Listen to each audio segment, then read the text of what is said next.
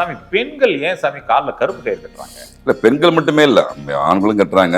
சனி பகவானுடைய ஒரு பரிபூர்ண அருளை பெற்ற விஷயம் தான் அந்த கருப்பு கயிறு. எதிர்மறை சக்திகளை ஒடுக்கக்கூடிய விஷயங்களுக்கு வலிமை அதிகம் அந்த கருப்பு கயிறு. அது பொதுவாகவே இந்த இப்ப பாத்தீங்கன்னா ஆண்கள் வந்து வலது காலில் கட்டணும், பெண்கள் இடது காலில் கட்டணும். அதான் முறை. முக்கியமான விஷயங்கள் நீங்க வந்து வெளியே அதிகமா போகக்கூடிய நபராக போது கண்டிப்பாக அது அவசியம் பயன்படும். கூட்ட நெரிசலான இடத்துல வந்து எப்பவுமே இந்த எதிர்மறை சக்திகள் அதிகமாக நடமாட்டம் அதிகமா இருக்கும். பொதுவாகவே நம்ம வாழ்வாதாரத்தை தேடி நிறைய இடத்துல பயணம் பண்ணுவோம், வெளியே போவோம் வருவோம், முக்கியமான இடத்துக்கு போயிட்டு வருவோம், அதிகமாக கூட்ட சேரத்தில் போவோம், பஸ்ஸில் ட்ராவல் பண்ணுவோம், ட்ரெயினில் ட்ராவல் பண்ணுவோம்.